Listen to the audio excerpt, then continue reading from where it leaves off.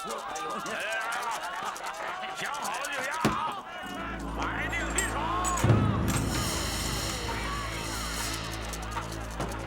来，再来，压大压小，来啊！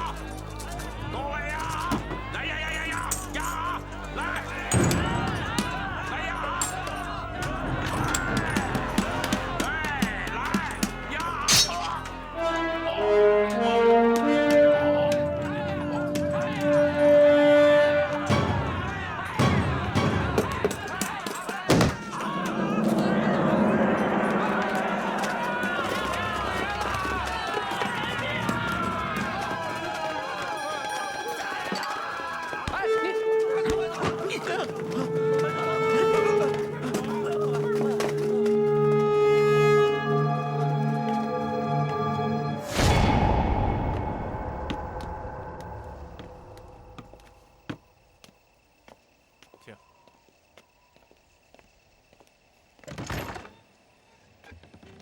辛苦了。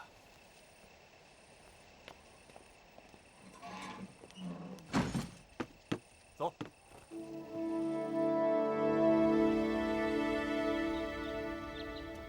走。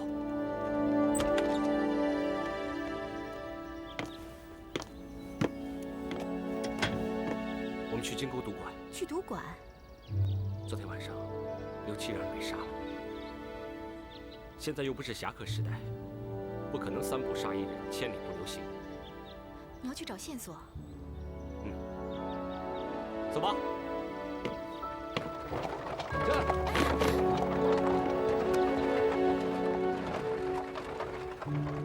真的是没看清，警察都问过多少遍了，真的是没看清。那人长得什么样子？那人戴着礼帽，他把脸全都盖上了。他来的时候也没太注意。等等，这位兄弟，你们老板请你来看场子，难道你一点功夫都不会吗？当然会了。来这之前也曾在武馆当过教头。既然如此，那人在这里行凶杀人，你们就没有一点动作吗？也不怕你们老板白养你们了？还是你们本来就跟凶手认识？这话是怎么说的？听着倒好像是我把凶手勾结过来的。怎么我不想动？我想动，可是怎么样？不瞒姑娘你说，真是山外有山，那人只是轻轻的一抓，小人就动弹不得了。是吗？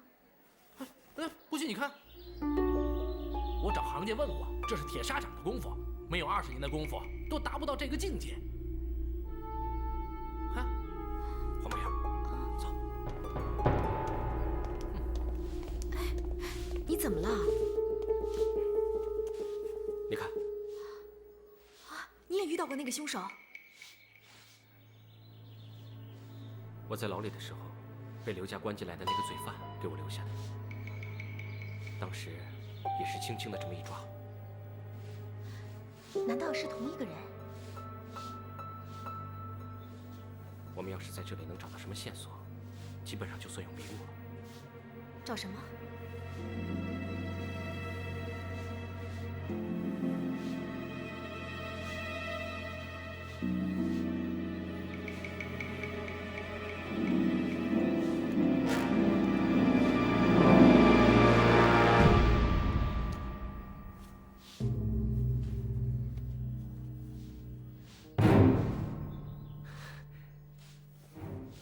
你看，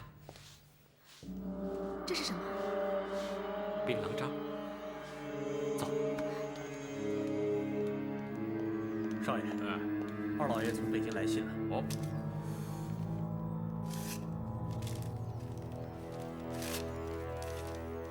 这刘七死了，不知道吴宇生现在还有什么救命稻草？告不告就那么回事了。我倒希望他告得越多越好。吴家的气数已尽，死到临头了还执迷不悟，走着瞧。好戏在后头，我倒要看看他这出戏怎么演下去。少爷的意思是？我二叔信中说了，吴玉生的案子不但没结，反而越闹越大。是吗？来，袁大总统有令，凡是与档案失窃案有关的，宁可错杀，也不放过。袁大总统还特别说，最好扯上李清泉，那就是奇功一件。而且这个案子多半是吴宇生与李清泉内外勾结所为。吴二叔判断，他们既然得到了档案失窃案的重要线索，不可能按兵不动。这东西如果没有在吴宇生手里，就是在李清泉手里。李清泉不可能总在北京待着，早晚要回到安庆。回到安庆，就会和吴宇生密谋。那咱们赶紧向胡局长报告，让他派人盯住吴宇生。屁话，那功劳不是让他抢走了？那怎么办呢？你挑点精明的手下，紧紧盯住吴宇生，一旦有什么异常举动，你就把他给抓住，人赃俱在。这样，钱教授、司法部也没办法帮他说情，钱丰庭就有通天的本事，也不敢帮他忙。可这事儿光靠我们的几个手下恐怕不行，得在吴家安插一个内线。哎，少爷，吴家大太太的贴身丫鬟巧菊是最好的人选了，我看现在正好用上这个棋子。哎，不行，这个机密太重要了，万一她说漏了嘴，岂不是坏了我们的大事儿？这个姑娘看似精明，其实很单纯。只要关键情况不让她知道，让她随时盯住吴宇生和黄梅儿，有什么情况让她直接向我汇报就行了。行，就这么定了。这到底是怎么回事？一心想离开吴家，不知为什么总也离不开。每次我一离开，家里就会出事。就像这次，我已经搬走了，却又被他劝了回来。我向你们保证，办完这个案子，我一定离开他们家。我对天起誓，这是最后一次。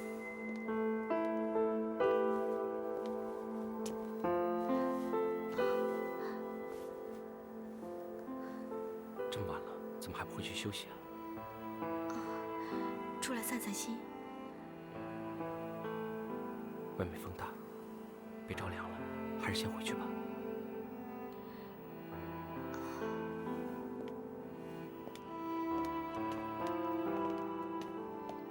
太太，您说这二太太既然回来了，怎么成天板着个脸，对我们家少爷爱理不理的？他这个人一向奇怪，谁知道他心里想什么？听说这好几天他都没让少爷进他房间。不会吧？真的，我听钱嫂说，这几天少爷睡在楼上的房间。他无非是想给少爷脸色看，想从我这儿拿回管家的钥匙和管钱的印章。那个唱虚的没有别的本事，就知道拿我们家少爷一手。他是冲着我来的，才不是冲着你呢，冲着管家权。其实，他如果想要钥匙的话，我可以给他。哎，不，您可千万不能给他，打死了也不能给他呀。当然不会直接给他。如果他想要，可以让少爷来取。如果少爷好意思开这个口，我就给他。您为了救少爷费了那么大的劲儿，少爷肯定不会让你拿出钥匙的。我看未必。黄梅儿，外面冷，你看你的手那么凉，我帮你捂。时候不早了，你上楼睡吧。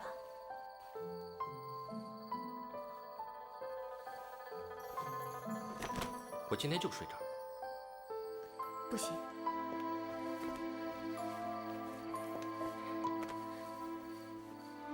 你让我走啊？黄梅儿，自从我回来以后，我们俩就没有在一起过。今天晚上我哪儿也不去了，我就待在这儿。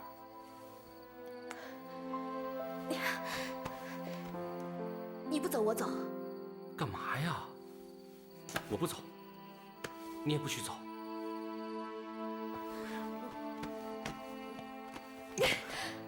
亲够了吧？可以走了吗？黄梅儿，为什么？我们之间到底发生了什么事情？为什么我们两个有情人要咫尺天涯呢？为什么呀？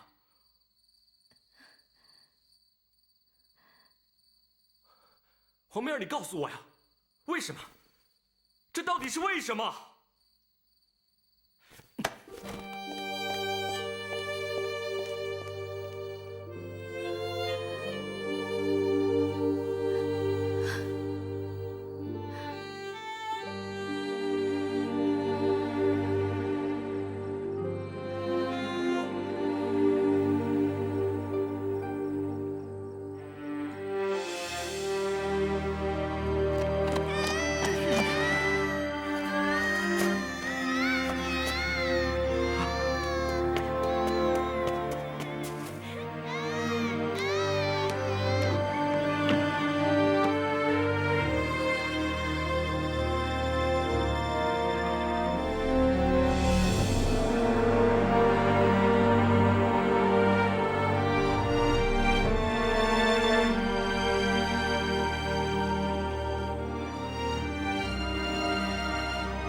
二小姐，你家的真是仇家呀！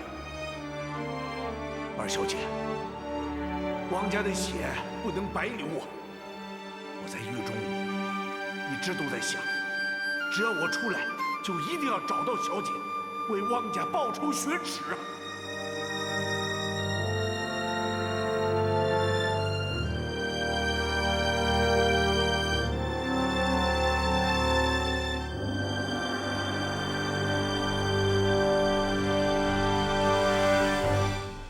听说袁大总统下个月就要宣布当皇上了。是啊，我听我二叔说了，国政会一致投票赞成，老百姓也赞成。连年号都定了，从明年开始就叫洪宪元年了。袁大总统要是当上了皇上，刘安邦刘大人那可是头号的功臣呐，真是大快人心，大快人心呐！啊，有人高兴，也有人不高兴啊。比如说你们的金道台，我看他就是不高兴。他不高兴，就让他靠边站。别的不说，我们公司盖楼的官地，就是他顶着不办，胡大人早就同意了。哎，你们看啊，就这块地皮，我跟他谈了很多次了，他既不同意，也不反对。这件事情要是我能说了算，你们这个楼早就开工了。董事长，有机会的话，您跟二叔说一下，把那个信金的拿掉，这个空就让胡大人顶。哎呀，我早就跟我二叔说了。哎，你们放心，只要袁大总统一登上皇位宝座，以后的事情统统不在话下，不在话下。来，为胡大人早日荣升，干杯！不，为洪宪皇帝干杯！啊，干杯！来，干杯！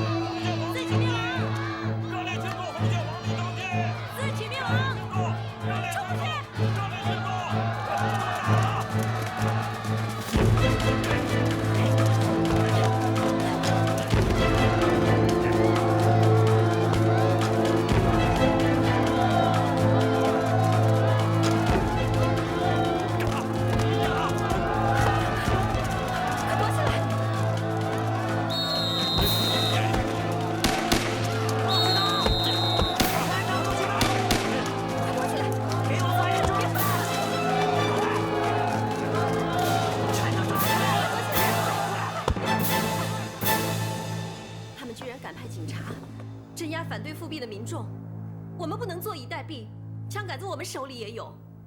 眼下，国家正处在生死抉择的十字路口，你们不能把自己关在营房里，两耳不闻窗外事。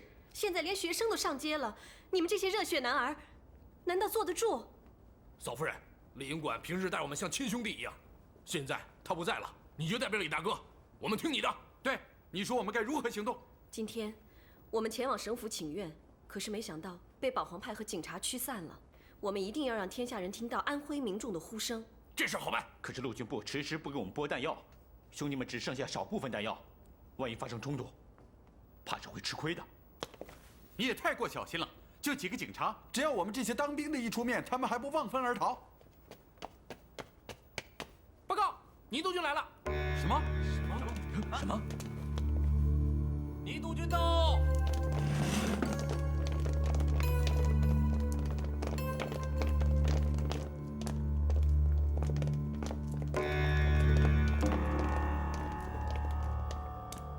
这里谁的官阶最高？是标下。传洪宪皇上的旨意。跪！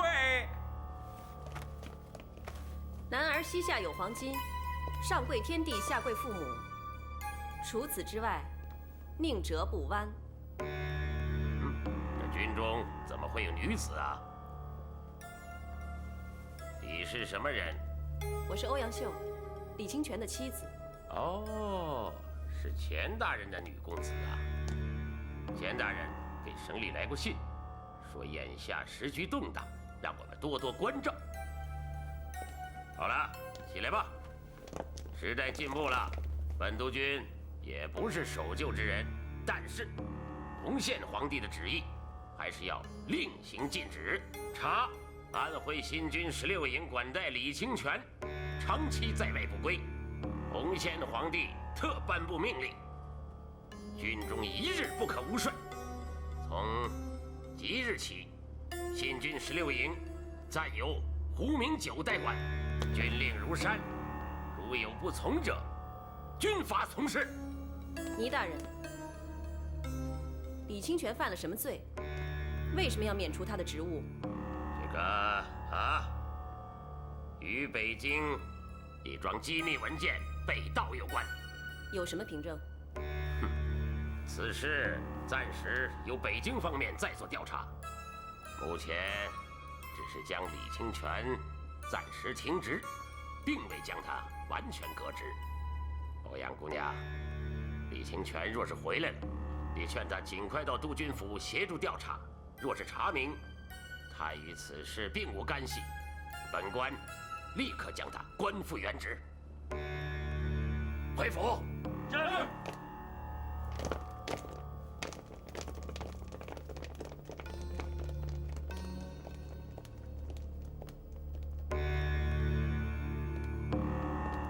欧阳校长，女子在军中多有不便，你看，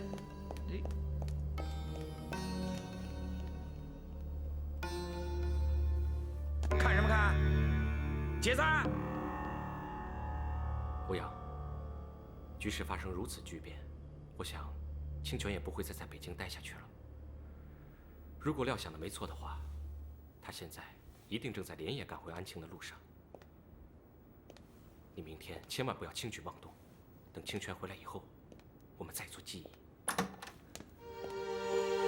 欧阳，清泉，哎呀，不好意思，清泉，我看看，你还好吗？你终于回来了。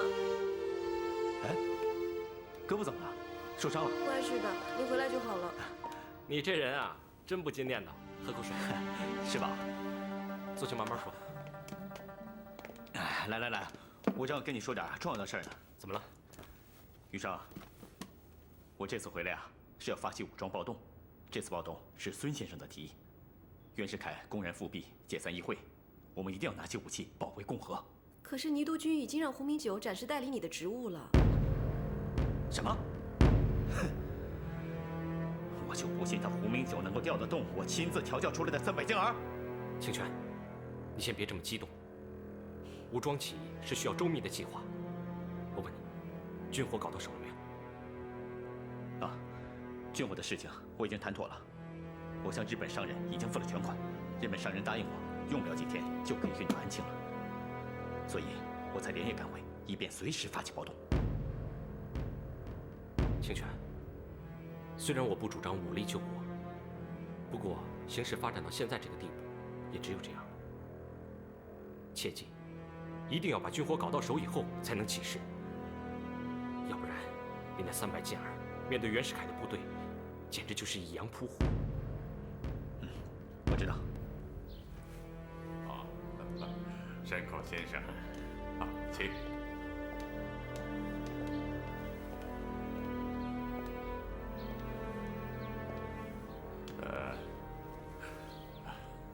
山口先生，我想请问你，你跟李清泉到底签了多大一笔合同啊？这是商业秘密，无可奉告。我懂，我是不会干涉你的商业机密的。我只是有个想法，在你和李清泉的合同上，我再给你加1倍，然后你把这份合同转给我，你看如何？哎呀，山口先生，这样你可以多挣一些吗？可是李清泉已经付完全款，军火已经装船，运往安庆。那没关系，我可以立马让船停下来。这种违背商业道德的事情，我不能做。哎，山口先生，你不必为一个死人去讲信誉吧？啊？哎，李清泉已经得罪了洪宪皇帝，他已经活不了几天了。如果你把军火交给他，那不等于和皇帝作对吗？哼，你不想想，难道你真愿意为一个李清泉而放弃整个中国市场吗？我只关心生意，不注重政治。哎，在商言商这个道理我懂。不过，山口先生，我今天是要把双倍的款项交给你。我也知道，李清泉他已经付给你全款了，那是不用退的。如果李清泉找你的麻烦，那就由本官来承担。刘大人，你不会平白无故如此慷慨吧？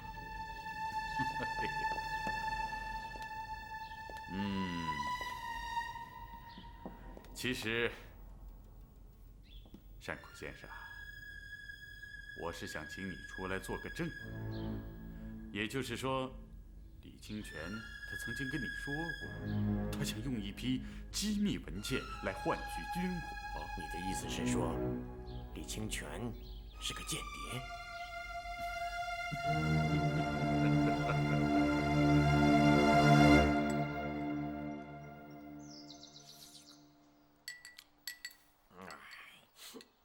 少爷，少爷，二老爷电报。哦。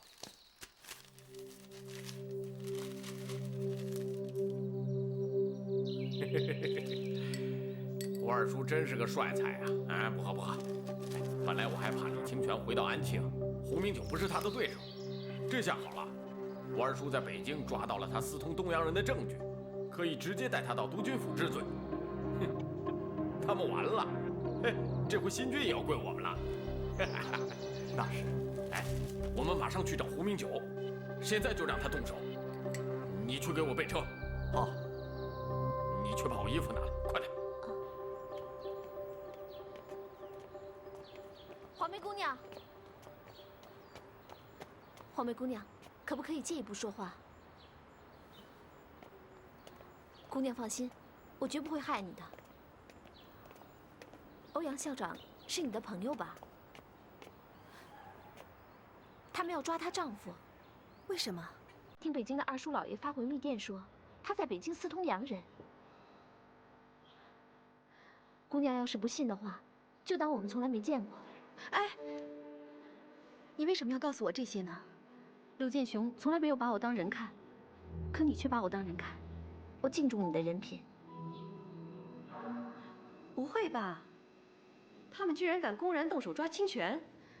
是刘家二太太亲口告诉我的，应该错不了。李大哥人呢？他去码头检验货品到达的日期了。那得赶紧告诉他，让他做好防备啊！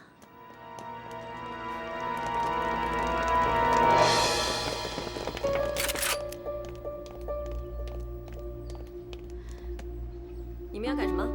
听说李营馆从北京回来了，倪督军想请他到府上去吃饭。有你们这个请法吗？这是倪大人的命令，怕李营馆故意推脱。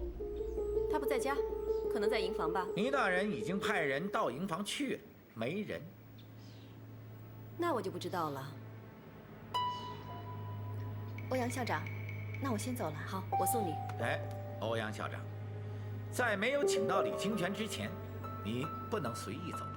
怎么，倪大人要连我夫妻2人一道请吗？那倒不是，我是怕倪大人请李大人请不到，改请欧阳校长，所以请你再等一等吧。先走吧。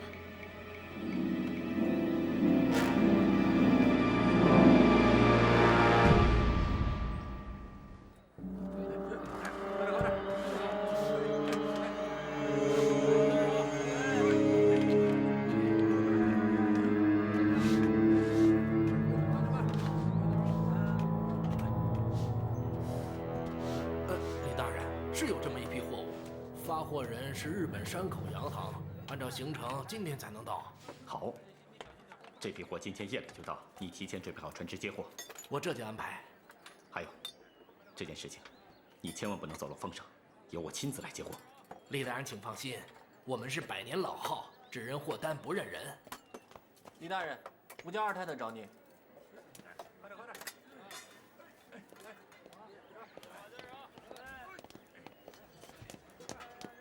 黄梅姑娘，你找我有事啊？是啊，我们借一步说话吧。好，走吧。胡明九带了警察去学堂抓你了。他们胆子也太大了，竟敢如此放肆！李大哥，我看你赶紧离开安庆，先找个地方避一避吧。这可不行，黄梅姑娘，我苦心训练的一营新兵，就是为了在捍卫共和的斗争中出一份力量，不能一枪不发就此放弃。再说了，欧阳现在还在安庆，我不能放弃他而不顾。那你看这样好不好？你先找个地方避一避，不要鲁莽行事。等我打听好了内情，我们再做行事也不迟啊。不行，等不了了。今天晚上军火就到，必须要立刻打响。那我们能帮你什么忙？你和玉生想办法，最好能将胡明九从新军营那里调开。嗯，好，就这么办吧。看来，袁世凯是必须要除掉李清泉才可安心啊。那现在该怎么办啊？我们想办法调开胡明九。以李清泉在新军中的号召力，我想，其一定能够成功。怎么调呢？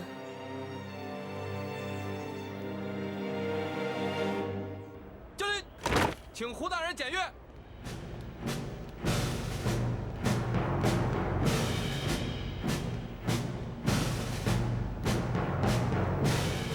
啊，您看，他在那儿呢。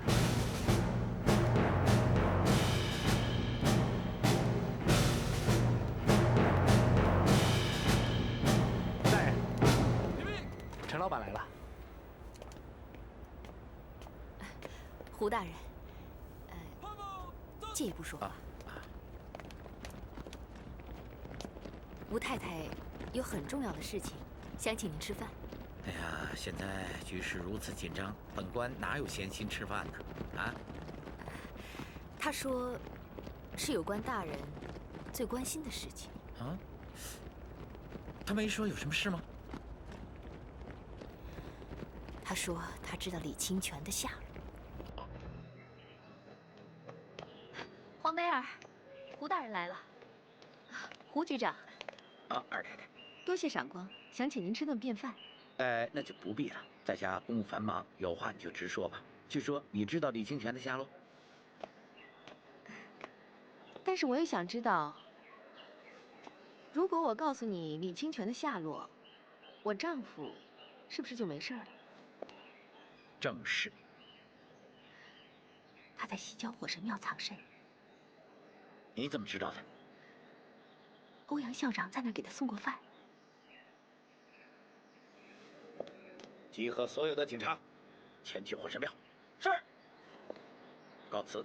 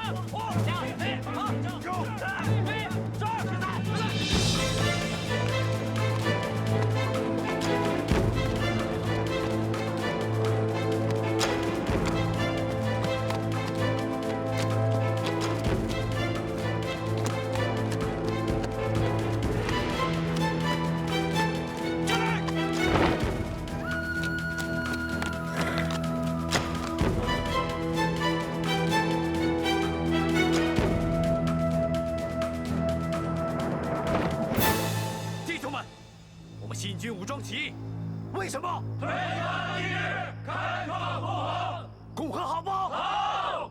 可是现在，有人借国复辟，我们该如何？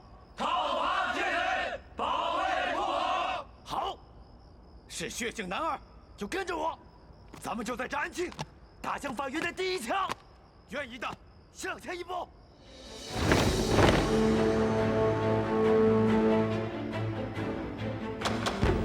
拿酒来！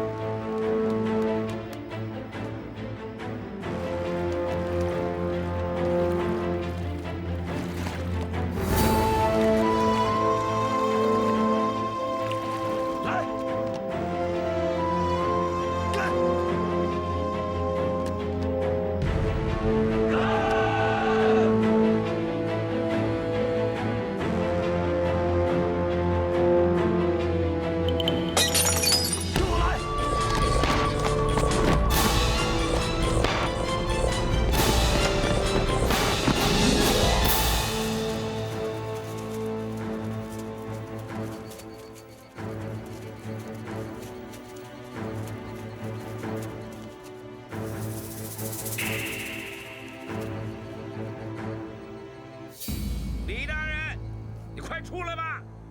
倪督军请李大人去督军府视察，特意派在下带了100多名弟兄恭迎你呢。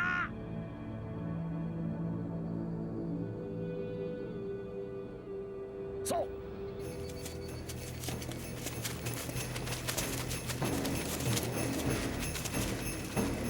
都给我进去走！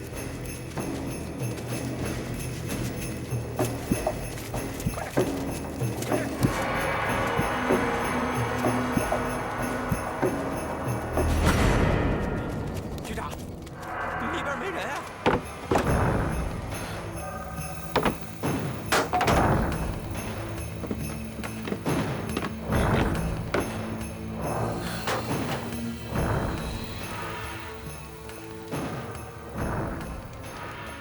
欧阳，怎么样了？清泉，箱子里面全是石头，武器被人调包了。什么？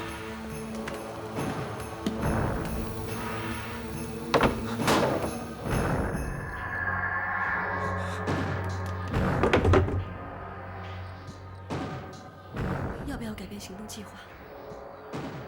太公没有回头箭。清泉，这样攻打督军府等于以卵击石。就算以血性命，也是死得其所。清泉，清泉，李清泉，我不能让你们白白送死。来人，给我绑起来！我看谁敢！绑起来！放开！拿着！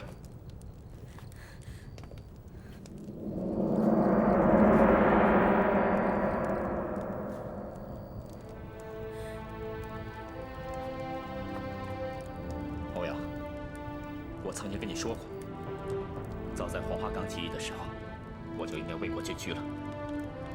只是当时我得了疟疾，没有赶上为国捐躯。欧阳，我献身于国家的日子到了。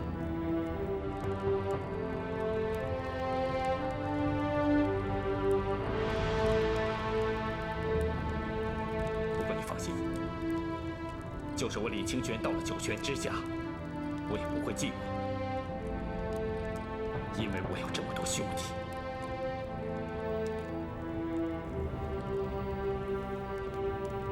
欧阳，为我们送行吧。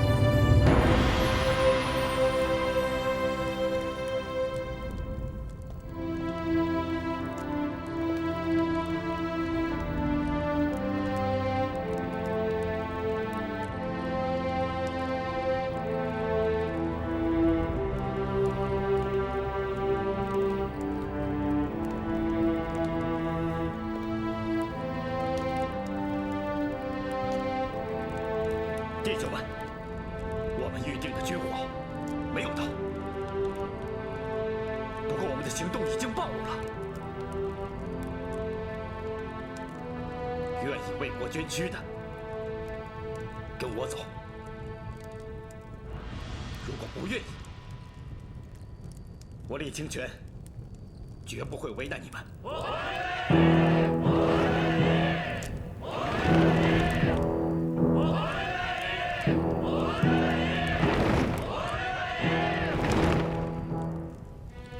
好，全体都有，出发！向右转，前路走。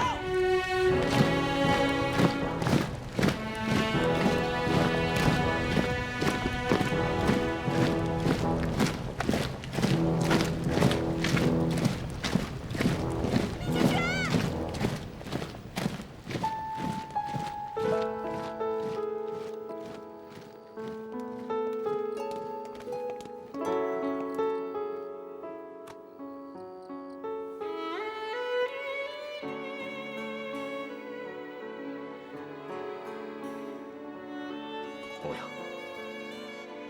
你自己保重。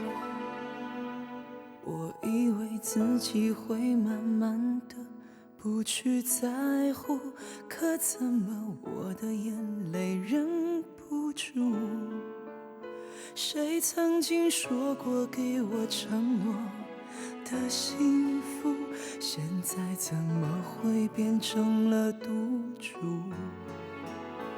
我试着强迫自己应该习惯孤独，就算我伤心也没有谁在乎。我不哭，一定忍住。我知道没人可以夺走我的幸福，也许懂得放手，也就不会孤独，也不会哭，寻找下一个幸福。兄弟们，给我冲！